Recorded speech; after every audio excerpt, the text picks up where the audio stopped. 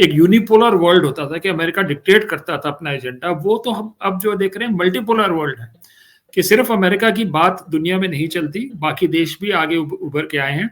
Middle east में Saudi Arabia एक heavyweight है, टर्की को देखें वो इधर है, चाइना अलग करता है, इंडिया को देखें तो हम इंडो पैसिफिक भी कर रहे हैं और रशिया भी कर रहे हैं, तेल ले रहे हैं रशिया से, तो वो एक तरह से पावर डिफ्यूज हो रही नजर आ रही है और उसका एक तरह से रिफ्लेक्शन नजर आया हमें कल। मिर्जा साहब, हम एक पोस्ट वेस्ट सेंचुरी की तरफ जा रहे हैं।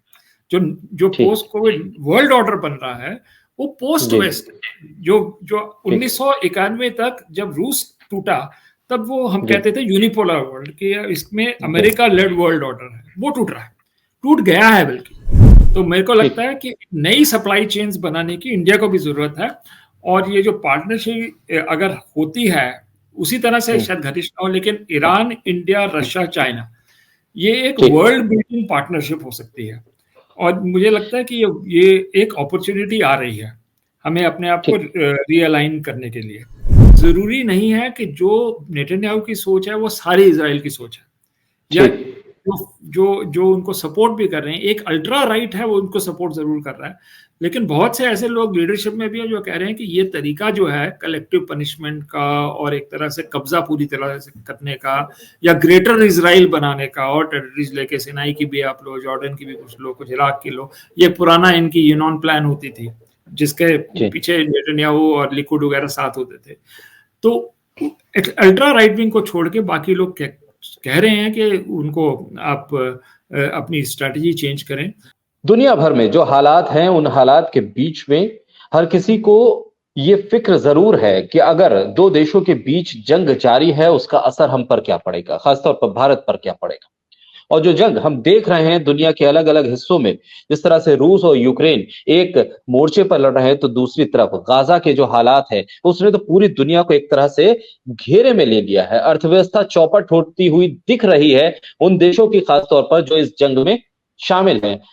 तमाम पहलू हैं और कई पहलुओं पर हम चर्चा करेंगे। आज अतुल अनेजा जी हैं हमारे साथ, उनके साथ चर्चा करेंगे। अतुल जी, स्वागत है आपका। थैंक यू, नमस्कार सर। कल जिस तरह से हमने देखा कि वीटो किया अमेरिका ने जब वीटो किया तो सऊदी अरब का गुस्सा हम देख रहे थे, जबकि एक मजबूत एलाई के तौर पर हमेशा हमें नजर आया है कि सऊदी अरब मुद्दा कोई भी हो वो अमेरिका के साथ खड़ा रहता था, लेकिन उसका भी गुस्सा हमें देखने को मिला। क्या हालात बदल रहे हैं? इतने मुश्किल हालात अमेरिका के लिए अब पैदा हो गए हैं कि उसके एलाई भी उससे नाराज हो रहे हैं? मिर्जा साहब, ये बात जो हुई है, सऊदी अरब का जो रवैया रहा है वो अमेरिका के साथ नहीं है। ये एक्चुअली ये ट्रेंड शुरू हो चुका है पिछले 6-7 महीने से, हम बल्कि देख रहे हैं कि सऊदी अरेबिया जो है वो अपनी स्ट्रैटेजिक ऑटोनॉमी एक्सरसाइज कर रहा है और इंडिपेंडेंट डिसीजन मेकिंग कर रहा है। और अब आप देखेंगे जैसे सऊदी अरेबिया और चीन के संबंध हैं वो बहुत घनिष्ठ बने जा रहे हैं। सऊदी अरेबिया और भारत का जो रिलेशनशिप है वो बन रहा है। तो एक तरह से जो अलाइज का जो एक ढांचा था पहले कि अमेरिका के बिल्कुल अलाई है सऊदी अरेबिया और बाकी जो जीसीसी कंट्रीज हैं, वो अब टूटता हुआ नजर आ रहा है और वो ज्यादा हमें उसमें गति दिख रही है जब ये गाजा का जो इंसिडेंट हुआ है, क्योंकि इसमें जो दरारें हैं और बड़ी हैं। और उसकी दूसरा एक इम्प्लीकेशन है कि अमेरिका की जो एक यूनिपोलर वर्ल्ड होता था कि अमेरिका डिक्टेट करता था अपना एजेंडा, वो तो हम अब जो देख रहे हैं मल्टीपोलर वर्ल्ड है कि सिर्फ अमेरिका की बात दुनिया में नहीं चलती, बाकी देश भी आगे उभर के आए हैं। मिडिल ईस्ट में सऊदी अरेबिया एक हैवीवेट है, टर्की को देखें वो इधर है, चाइना अलग करता है, इंडिया को देखें तो हम इंडो पैसिफिक भी कर रहे हैं और रशिया भी कर रहे हैं, तेल ले रहे हैं रशिया से, तो वो एक तरह से पावर डिफ्यूज हो रही नजर आ रही है और उसका एक तरह से रिफ्लेक्शन नजर आया हमें कल। जो सऊदी अरेबिया ने जो रवैया किया यूएन सिक्योरिटी काउंसिल में, जिस तरह से अमेरिका ने वीटो किया, उसके बाद ये बहुत शार्पली नजर आ रहा है और मुझे लगता है कि ये बढ़ेगा आगे, कि अब जो है दुनिया मल्टीपोलर हो चुकी है, कई पावर सेंटर्स आ गए हैं और हम देखेंगे कि वो सामने हमें और नजर आएगा और जैसे जैसे जो इवेंट्स होंगे उसमें हमें देखने को मिलेगा। ठीक सर, जिस तरह से गाजा का पूरा सिनेरियो चल रहा है, इस पर राफा पे जिस तरह से इजराइल कह रहा है कि हम हमला करेंगे, अमेरिका भी अब एक दूरी बनाने की कोशिश कर रहा है, और राफा के इशू पर कम से कम अमेरिका ये कह रहा है कि देखिए, इजराइल को हम आगाह कर चुके हैं, चेता चुके हैं, इसके गंभीर परिणाम होंगे, यहाँ नहीं करना चाहिए और यहाँ नहीं होना चाहिए। लेकिन इजराइल मान नहीं रहा। तो क्या ये इजराइल अमेरिका के बीच जो एक तरह से जोड़ी जोड़ी है, क्या इसमें भी कोई कॉन्फ्लिक्ट आपको नजर आ रहा है? क्योंकि अमेरिका प्रोटेक्ट कर रहा है इजराइल को, ये साफ तौर पर दिख रहा है, लेकिन खासतौर पर अब जब जेनोसाइड का इशू उठा आईसीजे में जाने के बाद, और उस पर पूरी दुनिया ने, अमेरिका के साथ साथ ब्रिटेन और इजराइल को खासतौर पर लिया है, तब राफा के इशू पर जब इजराइल और अमेरिका की राय अलग अलग दिख रही हो और इजराइल मानने को तैयार ना हो, तो क्या ये कॉन्फ्लिक्ट वहां पर भी है? वो भी स्थिति बदल रही है। जो इसराइल और अमेरिका की स्ट्रेटेजिक पार्टनरशिप जो कहते हैं, उसमें जी। भी तब्दीली आ रही है मिर्जा साहब, लेकिन उस हद तक नहीं है, एक डिसाइसिव मोमेंट तक नहीं पहुंची है। प्रेशर है जरूर कि इसको बदला जी। जाए, लेकिन जूइश लॉबी जो है या इजरायली लॉबी कहें जो अमेरिका में है, वो बहुत ही मजबूत है।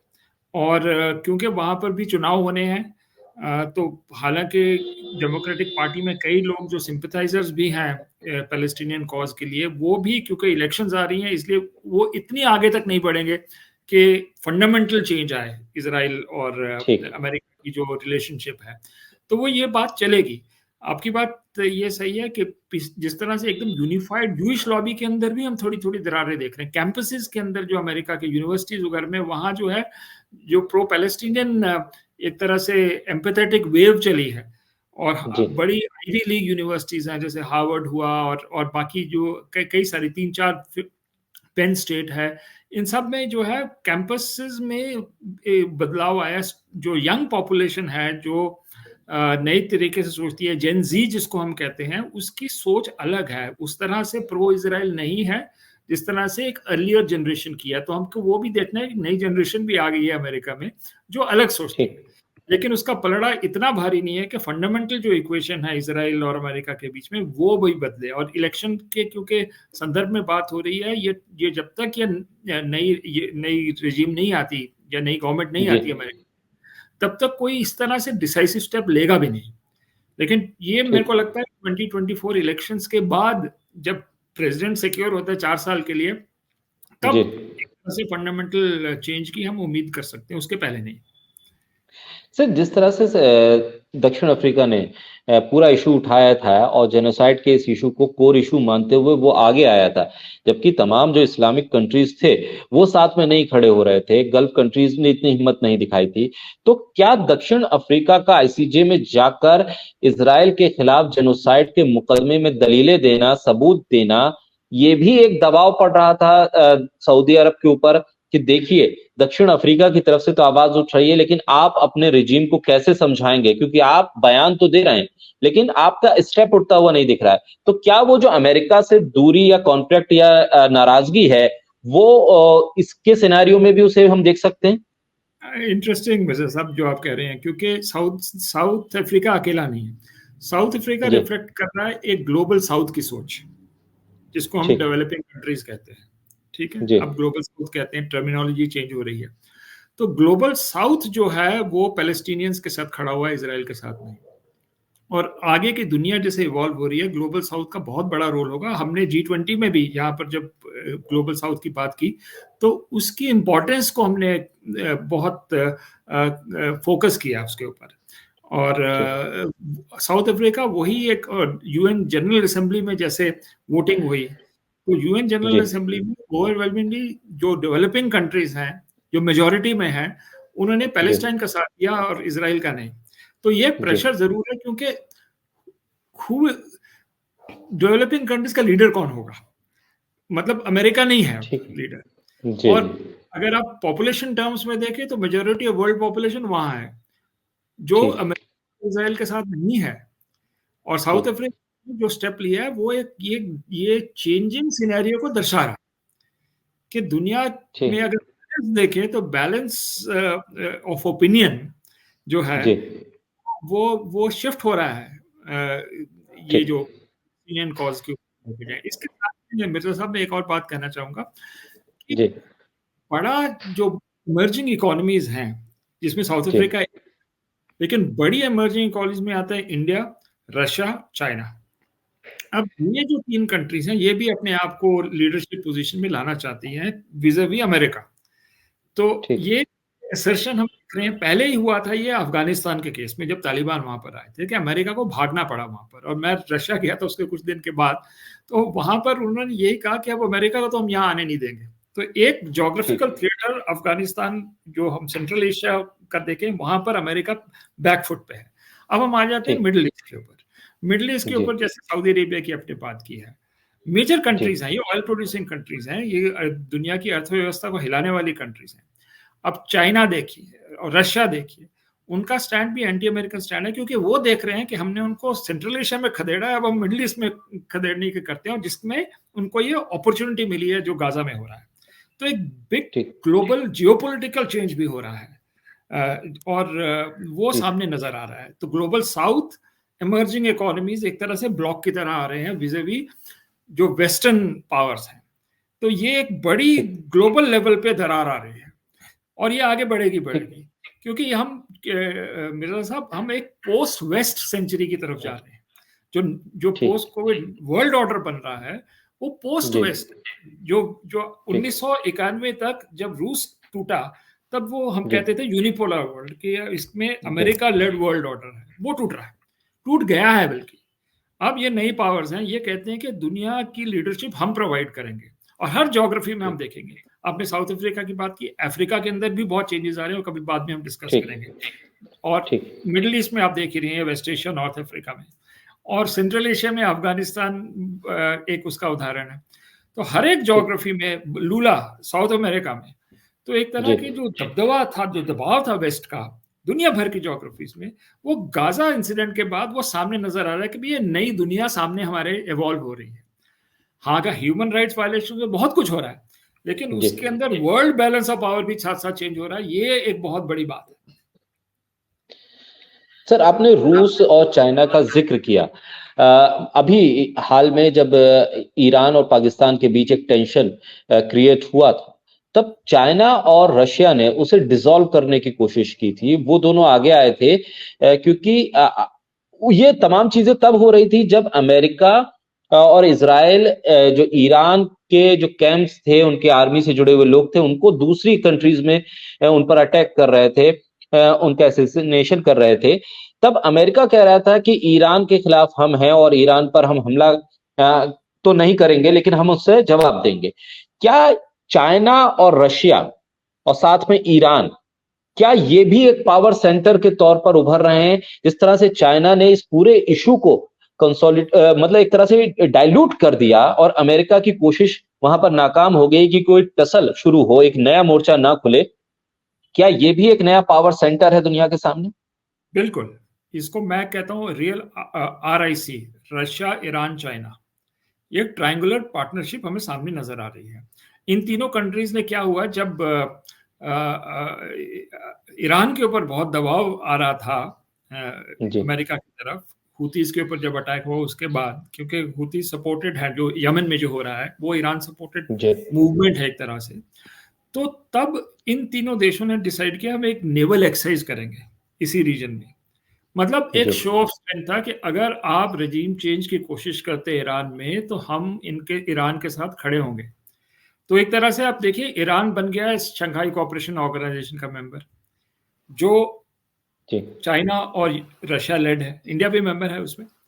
और ठीक। दूसरी है ब्रिक्स। ब्रिक्स की एक्सपेंशन में भी ईरान चला गया है। तो एक तरह से ठीक। ईरान की जो आइसोलेशन की कोशिश की जा रही थी अमेरिका में, 79 से शुरू हुई है वो बात, वो एक तरह से वो खत्म हो गई है, क्योंकि ईरान जो है वो लिबरेट, उसने अपनी बेड़ियां तोड़ दी हैं। एक तरह से वो ज्वाइन कर चुका है जो न्यू वर्ल्ड ऑर्डर, जो मैं कह रहा हूँ ब्रिक्स वर्ल्ड ऑर्डर, ये जिसकी जी। बात जी। हम कर रहे हैं, पोस्ट कोविड वर्ल्ड ऑर्डर उसको कहें, तो वो उसमें ईरान की भूमिका बहुत इंपॉर्टेंट है। और वो एक अलग तरीके से रशिया, ईरान और चाइना अपना इन्फ्लुएंस दिखा रहे हैं रीजन के ऊपर, और ये चलता रहेगा। अब बात आती है इसके ऊपर इंडिया की क्या बात है, कि हमें एक चॉइस, मेरा अपना व्यू यही है कि हमें एक राइजिंग टाइड के साथ जाना चाहिए। ठीक है, रिलेशनशिप हमारे अमेरिका के साथ रहेंगे, इंडो पैसिफिक में रहेंगे, वो हमेशा आप बैलेंस करते हो अपने इंटरेस्ट को देख के। लेकिन अगर ठीक। राइजिंग टाइड की बात है तो वो टाइड यूरेशिया की तरफ जा रही है। तो भारत को एक तरह से अपनी बैलेंसिंग को रिव्यू करना है। बैलेंस तो हमेशा करना पड़ेगा क्योंकि हमारे इंटरेस्ट ठीक। अमेरिका से भी जुड़े हुए हैं, बहुत सारी वो रीजंस है क्यों वहां जुड़े हुए हैं। लेकिन जो नई दुनिया उभर के आ रही है, अगर हम चाह रहे हैं कि उसकी भी लीडरशिप हम शामिल हों, अकेला कोई देश नहीं करेगा लेकिन हम शामिल ठीक। हों, तो हमारी जो अपना जो फ्रेमवर्क ऑफ थिंकिंग है ना, होराइजन, वो थोड़ा मेरे को लगता है कि उसकी उसमें रीओरिएंटेशन की जरूरत है। भारत के अपने इंटरेस्ट को देखे, ये नहीं कि हम रूस के साथ हैं या इसके साथ हैं, हमारे अपने इंटरेस्ट और फ्यूचर इंटरेस्ट जो हैं वो इस रीजन में ज्यादा है। और जब देखेंगे मिर्जा साहब, ये सारा रिसोर्स रिच रीजन है। ऑयल से लेकर अगर रशिया को जोड़ें तो साइबेरिया वगैरह में सारे मिनरल्स हैं, नई सप्लाई चेन्स बन सकती ठीक। है। चाइना जो है वो एक तरह से वर्कशॉप ऑफ द वर्ल्ड कहते हैं कि सारी मैन्युफैक्चरिंग वहां होती है। इंडिया को मेक इन इंडिया करना है, आत्मनिर्भर भारत करना है, तो हमें कोलैबोरेशन करनी पड़ेगी। तो मेरे को लगता ठीक। है कि नई सप्लाई चेन्स बनाने की इंडिया को भी जरूरत है। और ये जो पार्टनरशिप अगर होती है उसी तरह से शायद घनिष्ठ ना हो, लेकिन ईरान, इंडिया, रशिया, चाइना, ये एक ठीक। वर्ल्ड बिल्डिंग पार्टनरशिप हो सकती है। और मुझे लगता है कि ये एक अपॉर्चुनिटी आ रही है हमें अपने आप को ठीक। रियलाइन करने के लिए। तो सर बहुत हमने देखा था कि दिलचस्प ठीक। सिचुएशन बन रही है जैसा। तो सर हमने देखा कि 2014 के बाद से जब नई रिजीम नई पार्टी बीजेपी के अलायंस में भारत में आई, तब हमने देखा कि इजराइल के साथ एक कोलिशन हमारा बढ़ा। वहां से हम तमाम जो युद्ध से जुड़े हुए सामान थे, हथियार थे, उसकी सप्लाई और तमाम और चीजों पर, ड्रोन को लेकर तमाम चीजें हुई। लेकिन अब हम जब देख रहे हैं, जब गाजा में हालात ऐसे हैं कि कई ब्रिगेड इजराइल ने अपनी वापस बुला ली। जो वापस बुलाई गई फौज थी, वो फौज जाने को तैयार नहीं। अब रिपोर्ट जो आई कि वहां अर्थव्यवस्था जो है वहां की, उसमें एक स्लो डाउन आ गया है। कंस्ट्रक्शन का वर्क था वो पूरी तरह से स्लो डाउन है। हुतीज की वजह से जो रेड सी से जो पूरा ट्रेड था वो खत्म है, सारे बंदरगाह इजराइल के सूने पड़े। ऐसे हालात में स्ट्रेटजिकली क्या हमने इजराइल के साथ जो बॉन्डिंग मजबूत करने की कोशिश की थी, वो रणनीति क्या कामयाब नहीं हो पाई? हमें बैलेंस बनाकर चलना चाहिए था कि हम एक बैलेंस रखते, क्योंकि हम प्रो फिलिस्तीन पॉलिसी एक तरह से रही है, वो कहीं ना कहीं हमें लगा कि वो थोड़ी सी पीछे हुई है, और इजराइल हमारे लिए आगे आ गया था। लेकिन अब जो हालात हैं उसमें इजराइल के लिए ही इतनी मुश्किलें हैं कि अब अगर हम उनके साथ खड़े होते हैं या उनके साथ उस स्ट्रेटजिक चीजों पर बातचीत करते हैं तो शायद वो मुश्किल हमें भी घेर ले। मिर्जा साहब, थोड़ा मैं आपसे डिफर करूंगा यहाँ पर, क्योंकि इसराइल के साथ रिलेशनशिप, मिलिट्री रिलेशनशिप खासकर बहुत बड़ा, ठीक है। ठीक। लेकिन साथ साथ हम जब देखते हैं हमारी दूसरी ज्योग्राफी अफगानिस्तान की तरफ, तो ईरान के साथ भी हमारा रिलेशनशिप बहुत मजबूत रहा, क्योंकि चाबहार का पोर्ट इसराइल के साथ साथ एंगेजमेंट है, साथ साथ मल्टीपल एंगेजमेंट के साथ साथ ईरान के साथ भी एंगेजमेंट है। पूरी सड़क बनाई ठीक है। गई है ईरान से ऊपर नॉर्थ तक जाने के लिए, और ठीक फिर है। सेंट्रल एशिया का रास्ता हमारे को, और साथ में जो है एनर्जी रिच तो है ही है ईरान, तो हमें ठीक। वो रहेगा ही रहेगा। तो एक बैलेंस पहले भी था, लेकिन मुझे लगता है कि शायद अपने इंटरेस्ट को देख के आप इसराइल के साथ रिलेशनशिप रखेंगे, वो मेरे को लगता है कि वो उसके इंटरनल फैक्टर्स है वो रहेंगे, लेकिन उसमें भी एक बैलेंस बनाने की जरूरत है, जो एक्चुअली शुरू हुआ कि जैसे शुरुआत में पहला जो स्टेटमेंट आया था गाजा स्ट्रिप की, जब क्राइसिस शुरू हुआ अक्टूबर में, तो लगा कि जी। बहुत प्रो इसराइल स्टेटमेंट आया है, लेकिन उसके बाद जी। इमीडिएट यहाँ से ह्यूमैनिटेरियन रिलीफ गया गाजा के लोगों जी। के लिए। तो वो बैलेंस तब से शुरू हुआ है। फिर हमने G20 में अनाउंस किया कि हम एक ग्लोबल साउथ के साथ जोड़ के आगे लेके जाएंगे बहुत। तो अगर ग्लोबल साउथ के साथ जाना है तो ग्लोबल साउथ तो एंटी इसराइल है, तो हमारे इंटरेस्ट डिमांड ठीक। करते हैं कि इसमें भी और एक तरह से बैलेंस आए, क्योंकि जो चल रहा है इसराइल में, मेरे को लगता है सारी इजरायली पॉपुलेशन नहीं, लेकिन नेतन्याहू तो खासकर बहुत ही हॉकिश है और कलेक्टिव पनिशमेंट की तरफ जा रहा है। भारत इसका साथ नहीं दे सकता। अपने ठीक। इंटरेस्ट में बात कर रहा हूँ कि भारत के अपने इंटरेस्ट में, जी। अपनी मॉरल पोजीशन तो अलग है, लेकिन आपके जो जियो इकोनॉमिक और जियो पॉलिटिकल इंटरेस्ट है उसको भी देखते हुए वो बैलेंस बनाने की जरूरत है। तो मुझे लगता है कि ये अब जो जैसे दुनिया बदल रही है, उसके साथ जी। साथ भारत भी अपनी जो इक्वेशंस हैं उसमें एक एक तरह से उसमें बदलाव लाएगा, तोड़ेगा नहीं। ठीक। और वो इंटरनेशनल ठीक। पॉलिटिक्स कोई किसी के साथ रिलेशनशिप तोड़ता नहीं है, लेकिन ठीक है।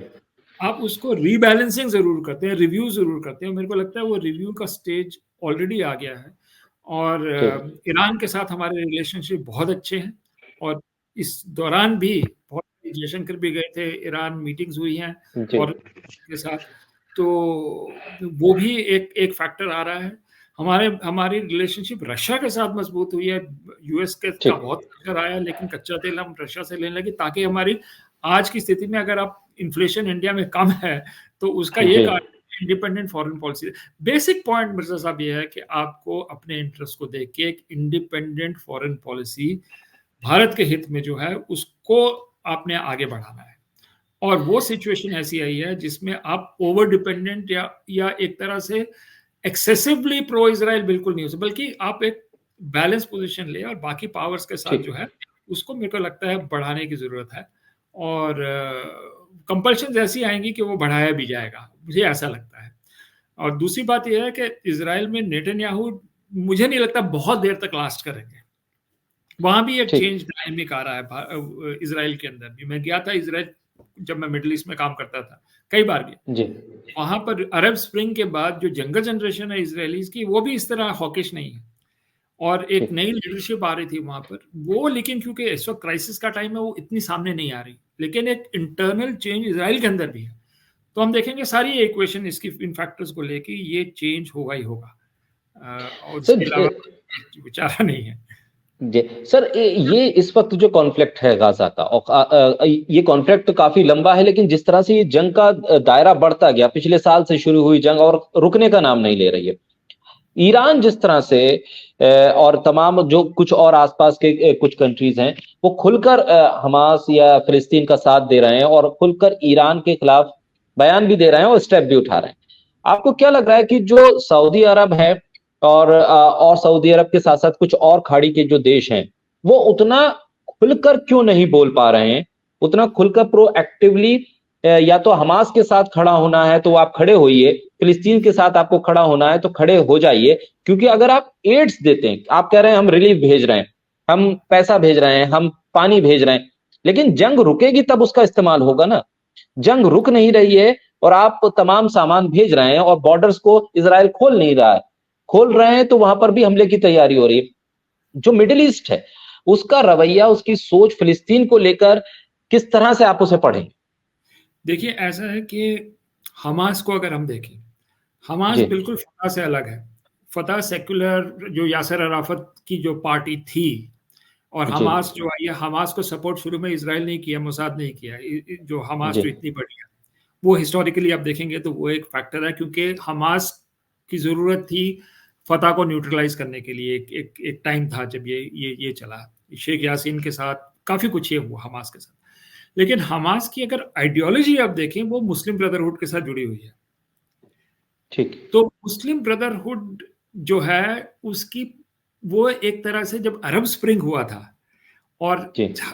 इजिप्ट में उसका विद्रोह हुआ था सरकारों का, गल्फ कंट्रीज में भी हुआ था, और उसकी जो ठीक। लीडरशिप थी कतर को छोड़ के, वो लीडरशिप भी मुस्लिम ब्रदरहुड के हाथ में ही थी। तो एक तरह से ठीक। मुस्लिम ब्रदरहुड का खौफ है गल्फ कंट्रीज में, स्पेशली जो ओके। पेट्रो मोनार्कीज आप कहें, चाहे वो सऊदी हो, चाहे वो यूएई हो, चाहे वो बहरीन हो। तो ये, और इसलिए हमास का खुला सपोर्ट नहीं कर सकते ये, क्योंकि उनको पता है ठीक। हिस्टोरिकल मुस्लिम ब्रदरहुड उनका लॉन्ग टर्म पार्टनर नहीं है। अपनी ठीक। सर्वाइवल जो है, क्योंकि मुस्लिम ब्रदरहुड ने बात की थी डेमोक्रेसी की। डेमोक्रेसी तो कोई नहीं चाहता गल्फ कंट्रीज में, वो तो एक तरह से अथॉरिटेरियन कंट्रीज हैं। हालांकि उन्होंने काम बहुत किया लोगों के लिए, मैं ये नहीं कह रहा कि उन्होंने काम नहीं किया। अगर आप जाएं दुबई वगैरह, इधर डेवलपमेंट बहुत की है, लेकिन जी। डेमोक्रेसी तो नहीं है। लेकिन मुस्लिम ब्रदरहुड आती है, हमास को सपोर्ट करते हैं, तो वही सेंटीमेंट जागता है इन कंट्रीज में, इसलिए खुल ठीक। के वो हमास के साथ जा नहीं सकते। ना सऊदी जाएगा, ना यूएई जाएगा, ना बहरीन जाएगा, ओमान ठीक। भी नहीं जा सकता। तो एक्सेप्ट कतर, बाकी सब जो हैं वो हमास के साथ नहीं जाएंगे। पैलेस्टीनियन पीपल के साथ जाएंगे, फतह के साथ जा सकते हैं, महमूद अब्बास के साथ जा सकते हैं, ठीक। या वहां पर कोई सक्सेसर आए महमूद अब्बास का आपके वेस्ट बैंक में, तो वहां वो डायरेक्शन में जाएंगे, क्योंकि सबसे पहले अपनी सर्वाइवल को उन कंट्रीज ने देखना है। और यही वजह है कि हमास को खुल के सपोर्ट वहां से नहीं आ रही है, हमास को सपोर्ट आ रही है हिजबुल्लाह से और ईरान से। ठीक। तो ठीक सर, ऐसे में जो ठीक सर, इस पूरे सिनेरियो में बेंजामिन नेतन्याहू को आप कहाँ देख रहे हैं? क्योंकि हमने कई रिपोर्ट्स देखी जिसपे ये खुद इजरायली आर्मी के लोग कह रहे हैं कि भाई ये हमारे जो बंधक हैं उनको छुड़वा नहीं रहे हैं, आप सीज फायर नहीं करोगे तो बंधक हमारे छूटेंगे नहीं, हमारे जो फौजी जा रहे हैं वो या तो अपाहिज होके आ रहे हैं या फिर उनकी लाश आ रही है, आप उस पर क्या कर रहे हो? कल एक बीबीसी की रिपोर्ट भी पढ़ रहा था जिसपे ये था, मोसाद के एक तो फॉर्मर ऑफिसर की तरफ से बयान था कि बेंजामिन नेतन्याहू को इस बारे में बताया गया था कि आप हमास को हथियारों के जरिए, गोला बारूद के जरिए नहीं हरा सकते, उसकी फाइनेंशियल जो एड है, उसको फाइनेंशियल जो हथियार हैं उसको जब तक आप कट नहीं करोगे आप उस पर जीत हासिल नहीं कर सकते। लेकिन नेतन्याहू ने उस पर कदम नहीं उठाया। किस तरह से आप बेंजामिन नेतन्याहू को देख रहे हैं? क्या सिर्फ वो अपनी कुर्सी बचाने के लिए इस जंग को खींच रहे हैं? काफी हद तक मिर्जा साहब वो बात है कि अपनी कुर्सी बचानी है, क्योंकि जुडिशियल केसेस चले हुए हैं नेतन्याहू के खिलाफ। अगर वहां पर पीस हो जाता है और नॉर्मलाइज हो जाती है सिचुएशन तो शायद नेतन्याहू जेल जा सकते हैं। और साथ ही साथ अभी विक्ट्री बहुत जरूरी है उनके लिए, क्योंकि ये एक बहुत बड़ा इंटेलिजेंस फेलियर रहा है जो अक्टूबर 7 को हुआ, कि किसी को पता ही नहीं चला कि घुस के उन्होंने मार दिया और इतने हजारों 1000 के ऊपर इजरायलीज को मार दिया। तो ये तो एक बहुत बड़ा फेलियर, उसको काउंटर करने के लिए आप शो करना चाह रहे हो कि भाई आपकी बहुत बड़ी जीत हुई है, आपने हमास को खत्म कर दिया है। तो एक तरह से वो पर्सनल सर्वाइवल इंस्टिंक्ट, बहुत पॉलिटिकल सर्वाइवल और एक्चुअली फिजिकली जेल जाने से रोकने वाली, ये दोनों फैक्टर्स जुड़े हुए हैं। इसलिए जरूरी नहीं है कि जो नेतन्याहू की सोच है वो सारी इजराइल की सोच है, या जो उनको सपोर्ट भी कर रहे हैं, एक अल्ट्रा राइट है वो उनको सपोर्ट जरूर कर रहा है, लेकिन बहुत से ऐसे लोग लीडरशिप में भी हैं जो कह रहे हैं कि ये तरीका जो है कलेक्टिव पनिशमेंट का और एक तरह से कब्जा पूरी तरह से करने का या ग्रेटर इजराइल बनाने का, और टेरिटरीज लेके सिनाई की भी आप लो, जॉर्डन की भी कुछ लो, कुछ इराक की लो, ये पुराना इनकी यूनॉन प्लान होती थी जिसके पीछे नेतन्याहू और लिकुड वगैरह साथ होते थे।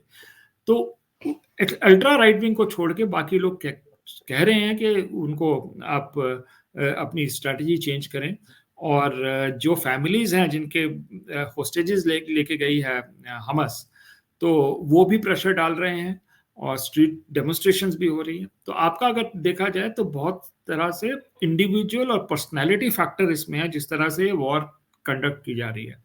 और मुझे लगता है कि नेतन्याहू चाह रहे हैं कि ये और रीजनल वॉर की तरफ फैले, स्पेशली ईरान की तरफ जाए, तो फिर वो चाहते हैं कि अमेरिका साथ जुड़ के ईरान में रेजिम चेंज करे।